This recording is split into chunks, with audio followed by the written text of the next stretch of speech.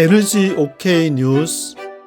오늘은 러시아의 에너지 가즈프롬에 대한 기사를 소개해 드리겠습니다. 가즈프롬 하면은 러시아의 대표적인 그 에너지 기업, 가스 파이프라인을 통해서 한때 러시아의 국내 총생산 2조 달러의 20%를 차지를 했다고 하는데, 지금은 그 전체 시가 총액 가치가 한 400억, 500억 달러, 정확하게는 이제 460억 달러인데 2007년도에는 그게 3,309억 달러에 달하는 것이 지금 현재로 460억 달러로 완전히 폭락을 한 그런 상황임을 기사에서 소개를 하고 있습니다. 그래서 딥엘로 번역한 그 내용을 3월 13일자 로이터 통신에서 보도한 내용을 한번 살펴보도록 하겠습니다. 러시아 국영가스 가즈프롬의 CEO는 알렉세이 밀러가 CEO가 되는데, 이분은 현재 러시아 푸틴 대통령하고 절친이 이 가즈프롬을 이렇게 맡아서 있다는 것을 얘기하고 있습니다. 그래서 수십억 달러의 손실을 입은 가즈프롬은 현재 자산을 매각하는 방안을 고려하고 있으며,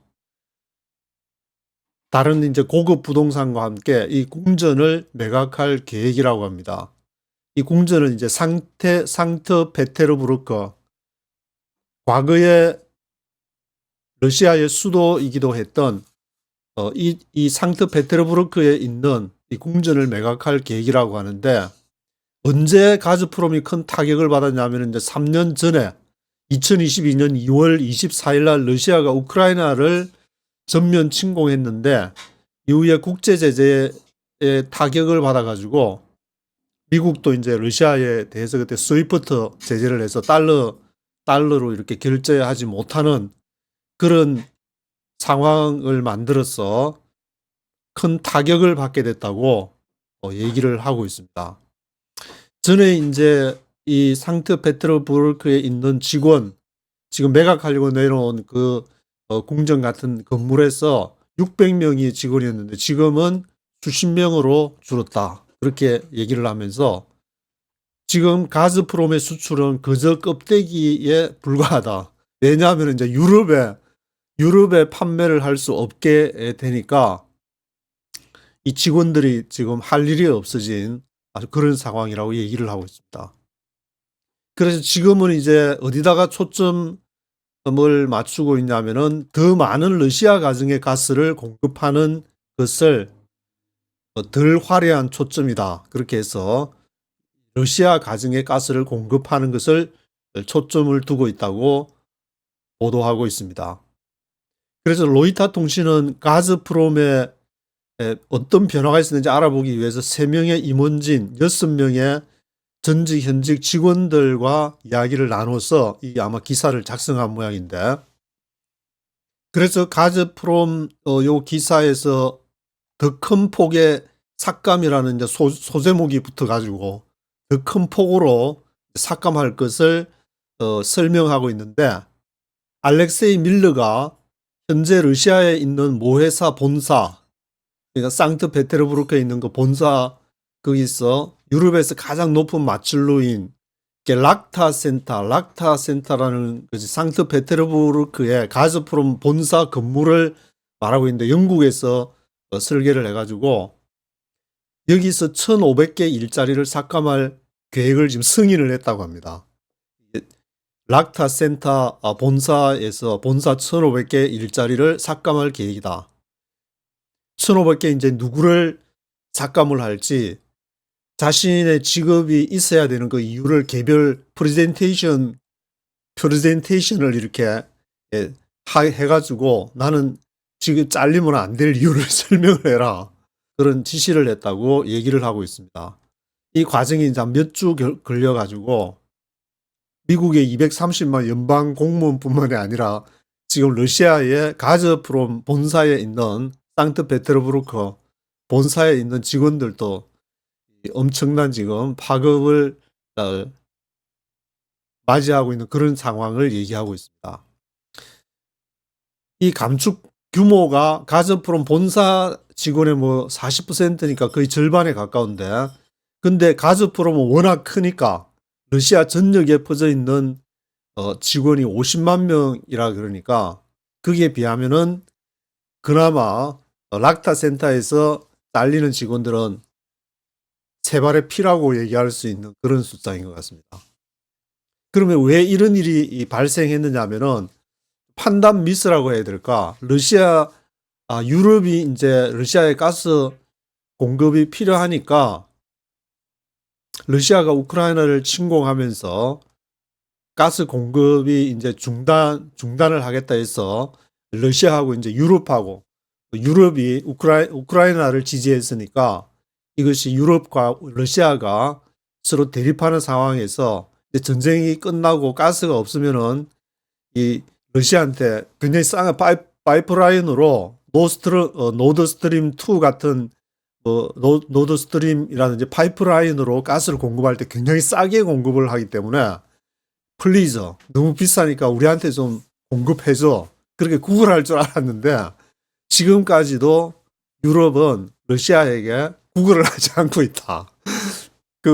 이렇게 버티는 이유를 여기 아래쪽에 보시면은 그동안에 유럽에서는 재생에너지로 전환을 많이 해가지고 풍력 에너지라든지 태양열 에너지, 원자력 에너지는 뭐 프랑스에서 가장 많은 양을 보유를 하고 있지만 이런 에너지를 재생에너지로 전환을 했기 때문에 러시아한테 우리 구걸 안 해도 된다, 구걸하지 말자, 끝까지 버티자 지금 그런 상황이 벌어지고 있다고 합니다.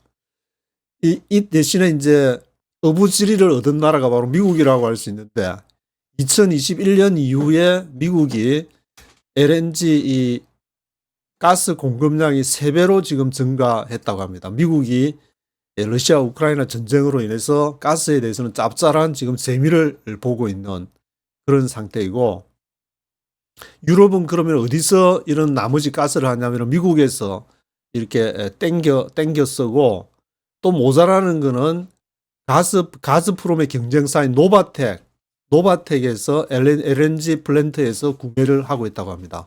미국에서 노바텍에서, 아직 우리는 러시아 거 절대 가스프롬에서 절대 구매 안 해요. 그래서 아직까지 잘 버티고 있는데 앞으로는 또 어떻게 될지 모르기 때문에 지금 미국에서 노드스트림 2가 파손된 부분을 미국에서 복구를 해가지고 우리가 여기 안보 시큐리티 제공할 테니까 걱정하지 말고 러시아의 싼 가스 받아 하면서 미국이 얘기하면은 또 못 이기는 체하고 그거를 받을지 안 받을지는 지켜봐야 될 것 같습니다.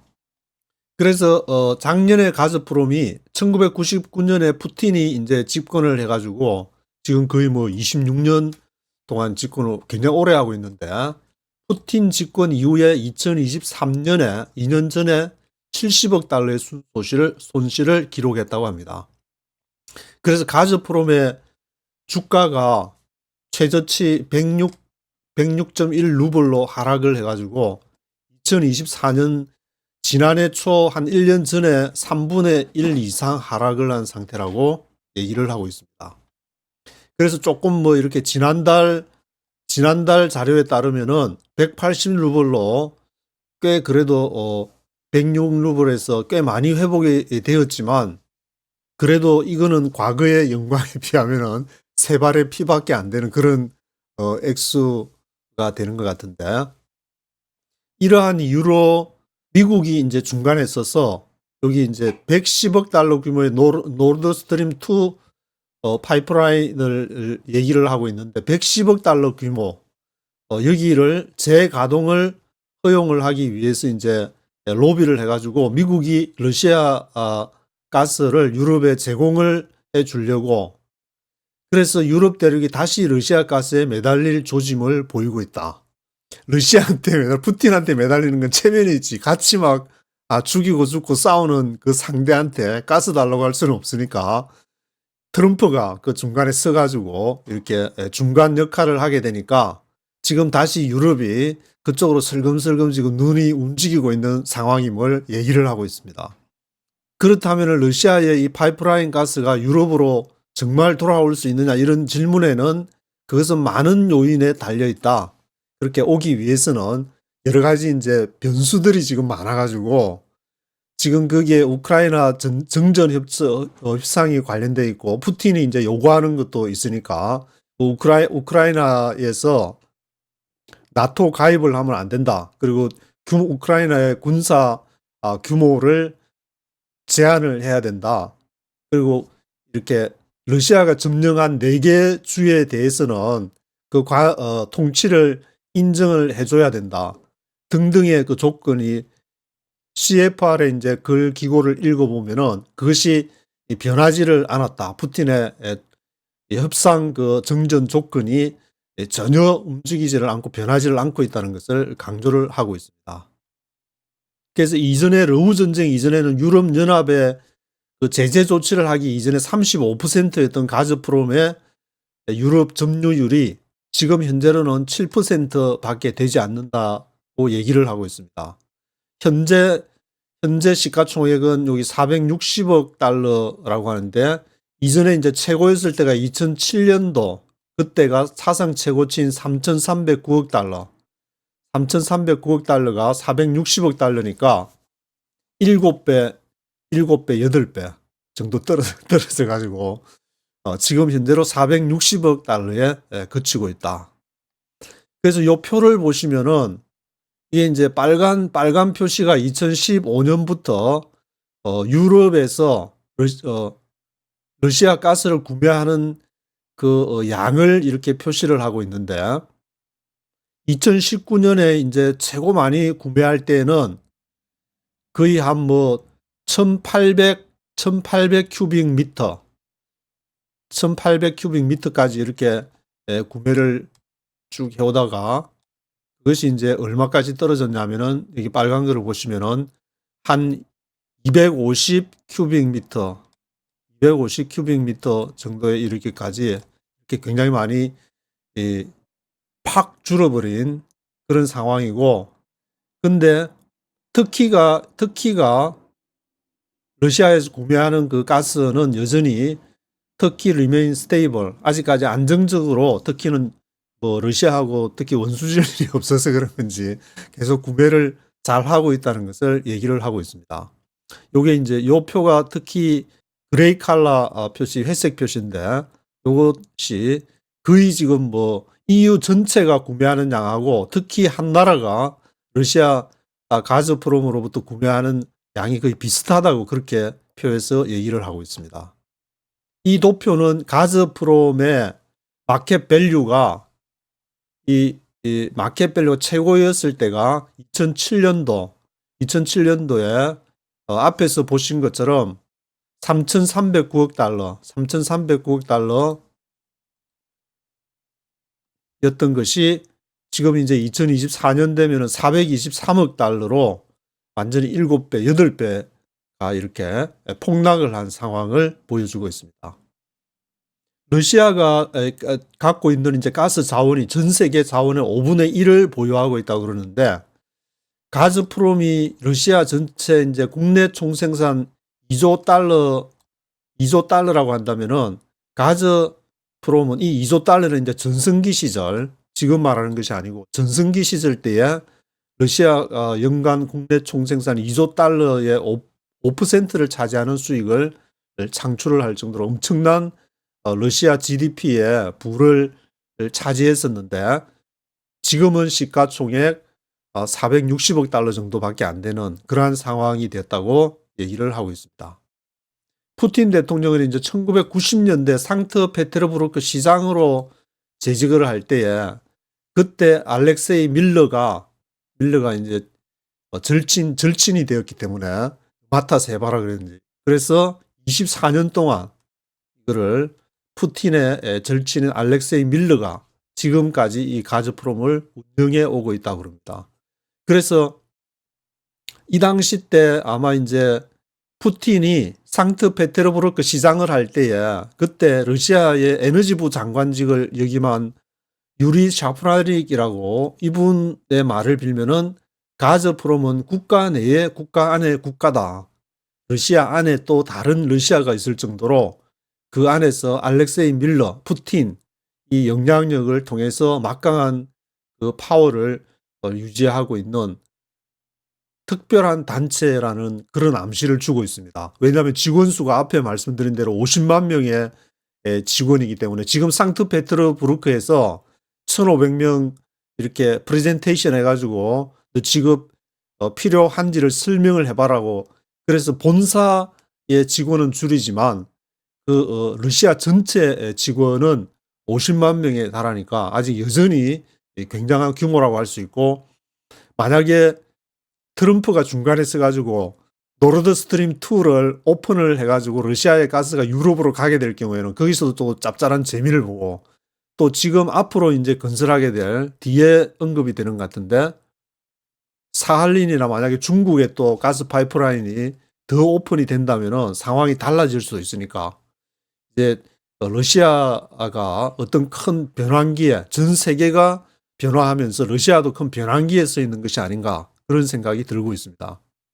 그래서 러시아 가스의 대부분은 파이프라인을 통해 가지고 유럽으로 파이프라인이 이제 막 굉장히 많은 그 파이프라인이 전쟁하면서도 우크라이나를 통해서 유럽으로, 그거는 전쟁을 하면서도 그런 파괴를 안 하고 하면 이제 우크라이나가 전쟁을 하면서 돈은 또 그 가스비는 또 러시아에 꼬박꼬박 지불을 하는 이상한 상황이 벌어지기도 했었는데, 이것이 중국으로 수출을 할 경우에는 어떻게 되느냐. 중국에 바로 이제 거래를 하려 그러면은 거기 파이프라인이 있어야 되는데 이 파이프라인 용량이 부족해 가지고 지금 건설하고 있는 중이라고 얘기를 하고 있습니다. 그 가스 파이프라인이 시베리아 횡단 가스관이 있는데 거기서 연간 380억 입방미터, 380억 입방미터 이거를 지금 이제 최대로 중국에 수출하는 것이고, 지금 현재 두 번째 소규모 파이프라인은 100억 입방미터 짜리를 한 4분의 1짜리를 지금 건설을 하고 있는데, 그것이 2027년이니까 앞으로 한 3년 정도는 더 기다려야 되니까 태평양의 사할린섬과 중국을 연결할 예정이라고 합니다. 그래서 지난 1월 달에 푸틴하고 시진핑하고 시베리아 횡단 철도를 좀 이용해 보는 거 어떻겠냐 그렇게 인텔팍스 통신이 보도를 했다고 하는데 합의에는 이르지 못했다고 합니다. 이게 러시아하고 중국하고 관계가 좀 미묘한 그러한 부분이 있기 때문에, 왜냐하면은 옛날 러시아가 이 중국이 이렇게 미국에 의해서 러시아 뒤통수 때린 적이 있기 때문에 그 이번에는 또 러시아가 미국이 이렇게 아주 영악한 나라가 돼가지고 또 이번에는 러시아가 또 중국의 뒤통수 때리는 거 아니냐. 그래서 서로 막 우리는 우정이 막 서로 돈독하고 푸틴하고 시진핑하고 막 그렇게 연출은 하지만 그 내부를 살펴보면은 좀 미묘한 아주 미스테리한 그런 부분들이 좀 남아 있어 가지고 이것도 좀 지켜봐야 될 그런 부분인 것 같습니다. 그래서 가즈프롬하고 거래를 하고 있는 중국 석유 천연가스 CNPC라고 그러는데 차이나 내셔널 페트롤리움 카퍼레이션, 이것은 이 회담에 대해서는 또 얘기를 언급을 하지 않는 비밀이야. 더 이상 알려고 하지 마. 그렇게 지금 얘기를 하고 있는 상황이라고 설명하고 있습니다. 2030년까지 러시아 가스 수출 수익은 그 최대 수익 1,650억 달러 벌었던 거기에 비해서 절반 이상 55에서 80% 이렇게 감소할 수 있다고 예측을 하고 있습니다. 그래서 마지막으로 이게 표 하나를 보시면은 이것이 이제 EU 유럽연합에서 가스를 러시아로부터 전기를 이렇게 가스를 수입하는 그러한 내용을 보여주고 있는데 2021년 이후에 굉장히 급속하게 하락하는 그런 모습을 보여주고 있습니다.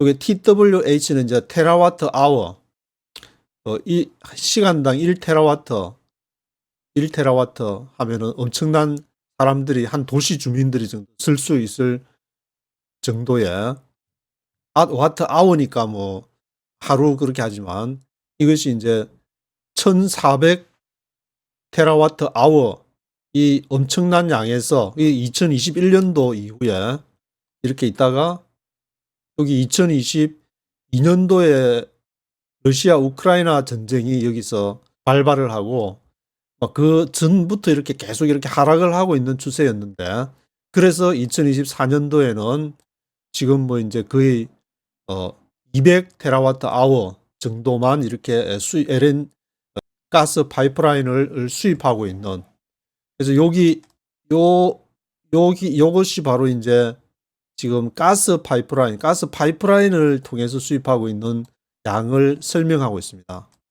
이제 다른 러시아 가스 파이프라인 수입을 EU가 하는 그런 것이 이렇게 급속도로 물론 이것뿐만이 아니라 우크라이나를 통해서 뭐 수입하는 그 양도 같이 이렇게 줄어들게 되는데 그것이 2021년 이후에 급속하게 줄어들었다는 것을 표에서 설명을 하고 있습니다. 오늘은 여기까지 하도록 하겠습니다.